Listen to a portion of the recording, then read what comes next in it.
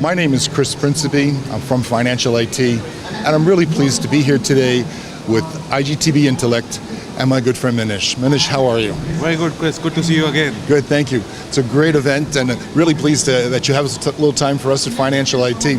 So I have a couple of burning questions. Sure. The first one that I have is, with the solutions and with your approach to the market, what do you find some of the benefits of being at an event like Sibos? I think the way we look at Sibos is it's almost revalidating our research during the year, what the customer key pain points are. We start the event with an advisory board where we have a select 50-60 core customers who've been helping us build our forward strategy. It helps us to validate here, know what the pain points of the banks are. It becomes a lead for me to invest forward. Research is a very important aspect for me. So that's one aspect of it. Second is always meeting your customers. This is the best place to do that. It's almost like some people say speed dating, but I say it's reinforcing relationships. You meet them so often, so quick. So I have really enjoyed. This is my 8th Sibos, but I've enjoyed it. But myself also, I find the same things at Sibos, and it's really interesting, your approach, because it's very much customer centric. Yes. And I really, one of the things that I took away from you said is that you have this approach with the advisory board. Yes. Which is quite interesting. So if you can you articulate a little bit for us the specific strategy that you have in approaching the banks and helping them with solutions? I think we re-ratified our strategy of Digital 360, which I talked to you about last year. Yes. In this advisory board. And where we're looking at is not only getting the best customer experience for our customers, for the banks. We won multiple awards in the last year on customer experience. But also, I think a lot of investment has gone into how do you make digital in the bank. Primarily, how do you reduce costs for banks? The problem is cost to income. The problem is improving your ROE and reducing risk. We've invested in newer technologies which are built on machine learning, artificial intelligence, doing natural language processing to go out into deep world and bring back data and help put some meaningful information for doing enhanced due diligence for customers. We've just shown it to, I think, about 15, 16 banks between yesterday and today. And I've had, out of that, 10 banks have done 2 meetings already. And I've got 3rd meeting, a number of them lined up. So it hits the pain point straight away. An example is to do some of this due diligence. Banks are now, because of the fines being imposed, I think last year, from what I understand, it's about 13 billion plus because of AML and KYC. And banks are really putting so much manual labor behind it to be able to do that remediation and research it.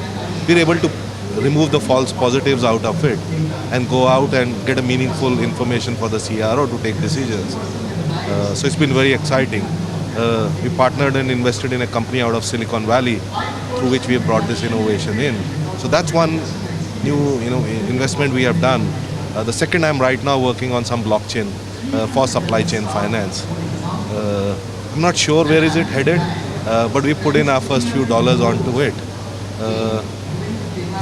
It's early days, but I do feel that's something we will be, when we come next year, we'll have something ready use cases for. But I tell you, it's an exciting strategy. And the first thing that hits me is what you finished with, which is blockchain. And of course, most people associate it with the Bitcoin and the cryptocurrencies, but the distributed financial ledgers, Yes. is a powerful technology. Correct. And I think that applying that to supply chain finance is a very interesting strategy. I wish you much success with it. Yeah. So you kind of gave us a little peek for the future. What are some of the other things that you think are going to be game changers going forward, particularly for how you help your customers? I think our focus is, as I'm meeting every customer, how do I help you generate more revenue? How do I help you reduce cost, and how do I help you improve your customer experience? It's all tied to these 3 key pillars for me. If my customer grows, I will grow. So it's helping my customers in this tough market, and regulations are really bogging down. So that's where we've taken leap on investments. I think another product, like I was talking to you about supply chain, where we've now made investments, is on risk participation, on doing analytics for the risk managers. Because as the trade piece is becoming, the traditional trade, all of us know, is getting challenged.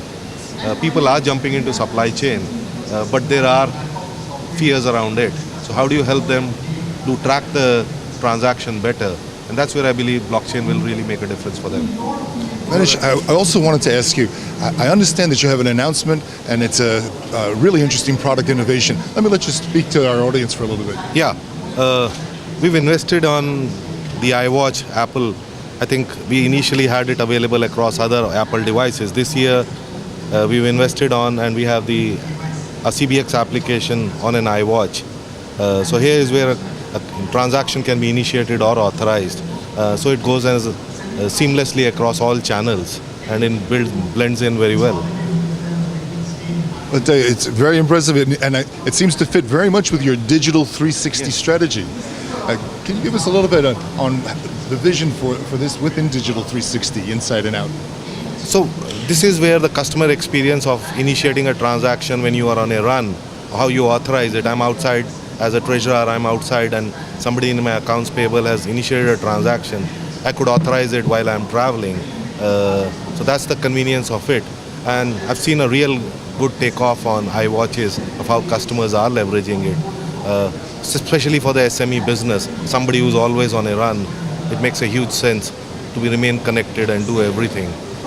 No, that's quite exciting, and we hope to see a lot more of this going forward in the future. I just wanted to thank you very much for the time that you've given us at Financial IT. And Manish, always a pleasure to get a chance to speak to you. Always a pleasure to see you. Great, thank you very much. Thank you. Chris Principe, Financial IT at Sibos 2015.